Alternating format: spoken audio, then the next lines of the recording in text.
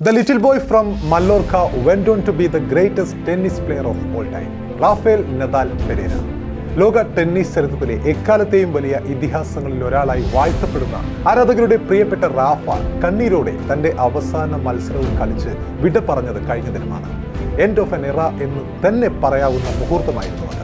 തീർച്ചയായും കളിക്കളത്തിലെ നദാലിന്റെ മാന്ത്രിക പ്രകടനങ്ങൾ ഓർക്കുമ്പോൾ, കളിമൺ കോർട്ടിലെ കരുത്താർന്ന ആ സെർവുകൾ ഓർക്കുമ്പോൾ, ആ പ്രതിഭയെക്കുറിച്ച് ഓർക്കുമ്പോൾ നെഞ്ചിൽ കൈവച്ചുകൊണ്ട് നമുക്ക് പറയാം, we will never see another Rafael Nadal ever.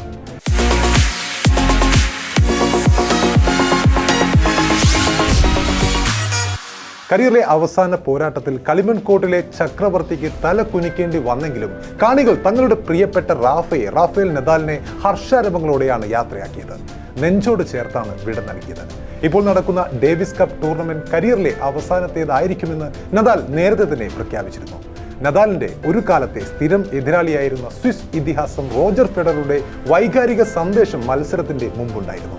നിങ്ങൾ എന്നെ ഒരുപാട് തോൽപ്പിച്ചു, എനിക്ക് നിങ്ങളെ തോൽപ്പിക്കാൻ കഴിഞ്ഞതിനേക്കാൾ കൂടുതലായിരുന്നു അത്. മറ്റാർക്കും കഴിയാത്ത വിധത്തിൽ നിങ്ങൾ എന്നെ വെല്ലുവിളിച്ചിട്ടുണ്ട്. ഞാൻ വിചാരിച്ചതിലും കൂടുതൽ കഠിനാധ്വാനം ചെയ്യാൻ നിങ്ങൾ എന്നെ പ്രേരിപ്പിച്ചിട്ടുണ്ട്. എൻ്റെ കളിയിൽ മാറ്റം വരുത്താൻ പ്രേരിപ്പിച്ചിട്ടുണ്ട്. എന്തിനേറെ, എൻ്റെ റാക്കറ്റിൻ്റെ വലിപ്പം മാറ്റാൻ പോലും ഞാൻ നിർബന്ധിതനാകേണ്ടി വന്നിട്ടുണ്ട്. പ്രിയപ്പെട്ട റാഫ, നിങ്ങളാണ് കളി കൂടുതൽ ആസ്വദിക്കാൻ എന്നെ ശീലിപ്പിച്ചത്. ഞാൻ കരുതിയത് ഒന്നാം റാങ്കിങ്ങിൽ ഒന്നാം സ്ഥാനത്ത് ഒരുപാട് കാലം ഇങ്ങനെ തുടരാമെന്നായിരുന്നു. എന്നാൽ പലപ്പോഴും നിങ്ങൾ ആ സ്ഥാനം തട്ടിയെടുത്തു. എൻ്റെ അവസാനത്തെ മത്സരത്തിൽ നിങ്ങൾ എൻ്റെ അരികിൽ ഉണ്ടായിരുന്നു എന്നതും ഞാൻ ഏറെ സന്തോഷത്തോടെ ഓർക്കുന്നു. എൻ്റെ എതിരാളിയായിട്ടല്ല, മറിച്ച് എൻ്റെ ഡബിൾസ് പങ്കാളിയായിട്ടായിരുന്നു അന്ന് നിങ്ങൾ എൻ്റെ അടുത്തുണ്ടായിരുന്നത്.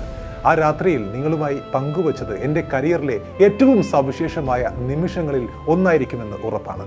അതിൽ ഞാൻ നന്ദിയുള്ളവനാണ്. നിങ്ങളുടെ ആരാധകൻ റോജർ എന്നായിരുന്നു ഫെഡറർ കഴിഞ്ഞ ദിനം റാഫയ്ക്ക് അഭിവാദ്യങ്ങൾ അർപ്പിച്ചുകൊണ്ട് കുറിച്ചത്. റാഫേൽ നദാലിനെ നമുക്കറിയാം, നൊവാക് ജോക്കോവിച്ചിന് പിറകിൽ ഏറ്റവും കൂടുതൽ ഗ്രാൻഡ് സ്ലാം കിരീടങ്ങൾ നേടിയ രണ്ടാമത്തെ താരമാണ് റാഫേൽ നദാൽ.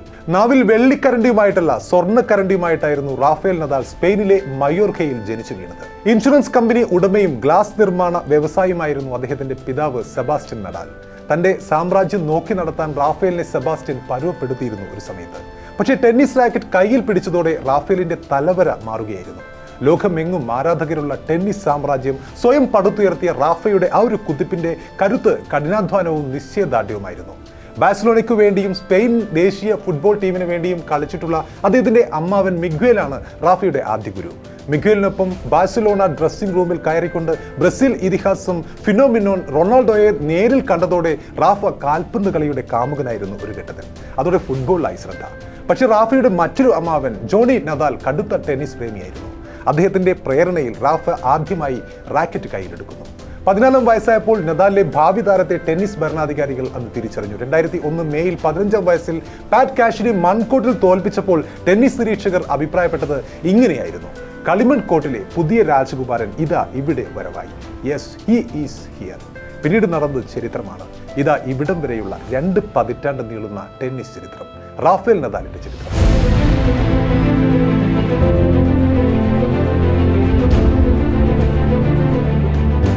മുമ്പൊരിക്കൽ 95 വയസ്സുകാരിയായ നദാലിന്റെ ഒരു കടുത്ത ആരാധിക മാനുവേല നവോരയെ 2021 നദാലിനെ കാണാനെത്തിയ ഹൃദ്യമായ ഒരു വാർത്തയുണ്ടായിരുന്നു.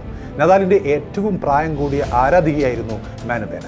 വയസ്സാ സമയത്ത് 95 ആയിരുന്നു അവർ. നദാലിനെ കാണാൻ വന്നപ്പോഴുള്ള ആ ഒരു പ്രായം. ആരോഗ്യവതിയാണെങ്കിലും മറവി രോഗം മെല്ലെ മെല്ലെ അവരെ കീഴ്പ്പെടുത്തിക്കൊണ്ടിരുന്ന സമയമായിരുന്നു അത്. അതുകൊണ്ട് തന്നെ കൊച്ചുമകൻ കാർലോസ് കാരിസോസയോട് അവർ ഒരു ആഗ്രഹം എന്ന് പറയുകയുണ്ടായി: ടെന്നീസ് എന്താണെന്ന് മറന്നു പോകും മുൻപേ എനിക്ക് നദാലിനെ ഒന്ന് കാണണം, കളിക്കുന്നത് ഒന്ന് കാണണമെന്ന്. അമ്മൂമ്മയുടെ ആഗ്രഹം സാധിച്ചു കൊടുക്കുന്നതിന് വേണ്ടിയിട്ടാണ് കോവിഡ് നിയന്ത്രണങ്ങൾക്കിടയിലും ആ സമയത്ത് കാർലോസ് അവരെയും കൊണ്ട് റാഫേൽ നദാലിന്റെ മത്സരം കാണാൻ ഒരു ടെന്നീസ് കോർട്ടിൽ ടിക്കറ്റ് എടുത്തത്. മത്സരത്തിന് പുറപ്പെടും മുൻപ് നദാലിന്റെ ഒരു ട്വീറ്റിനതായ കാർലോസ് ഇങ്ങനെ കുറിക്കുകയുണ്ടായി: ഇന്ന് 95 വയസ്സുള്ള എൻ്റെ അമ്മൂമ്മയുടെ ജീവിതത്തിലെ ഏറ്റവും വലിയ സ്വപ്നങ്ങളിലൊന്ന് സഫലമാക്കും. അവർ നിങ്ങളുടെ കളി നേരിട്ട് കാണാൻ വരികയാണ് റാഫേൽ നദാൽ.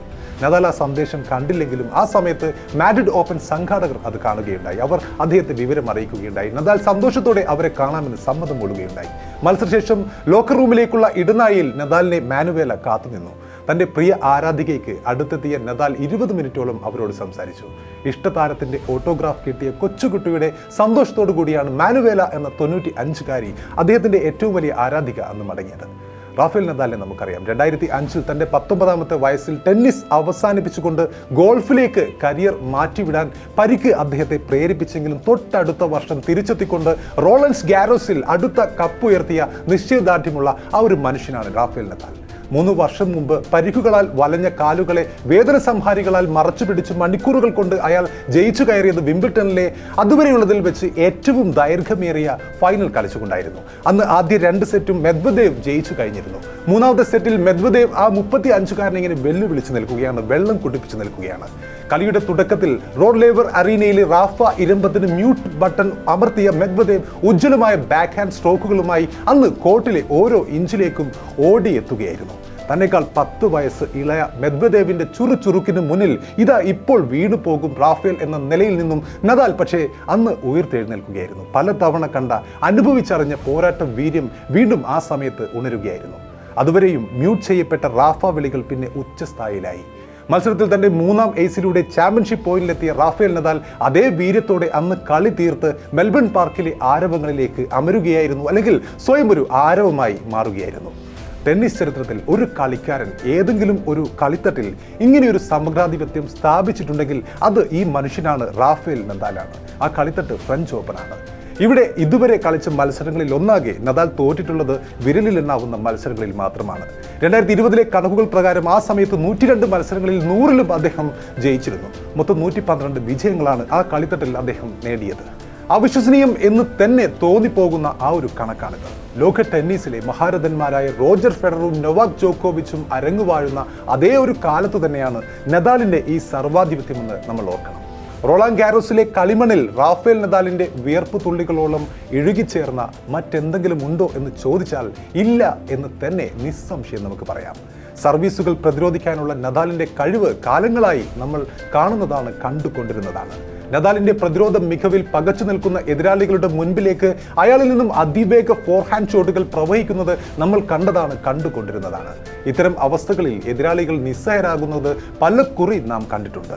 പിന്നെയുള്ളത് അദ്ദേഹത്തിന്റെ മാനസിക ആധിപത്യമാണ്. കൊല്ലാം പക്ഷെ തോൽപ്പിക്കാനാവില്ല എന്ന പ്രസ്താവനയോട് വളരെയേറെ സാദൃശ്യം തോന്നും നദാലിന്റെ കളി കാണുകയാണെങ്കിൽ. മാനസിക കരുത്തും ശാരീരിക ക്ഷമതയും സുപ്രധാനമായ ടെന്നീസിൽ ഇവർ രണ്ടും കനിഞ്ഞനുഗ്രഹിച്ച താരമാണ് റാഫേൽ നദാൽ. ഫോർഹാൻഡുകളും ബാക്ക് ഹാൻഡുകളും നേരത്തെ പറഞ്ഞതുപോലെ ഡ്രോപ്പ് ഷോട്ടുകളും കളിക്കാനുള്ള നദാലിന്റെ കഴിവും അപാരമാണ്. 5 സെറ്റ് നീളുന്ന പോരാട്ടത്തിൽ പോലും മുഴുനീളെ സ്വതസിദ്ധമായ ശൈലിയിൽ കളിക്കുന്ന നദാലിനെ നമ്മൾ എത്രയോ പ്രാവശ്യം കണ്ടിട്ടുണ്ട്.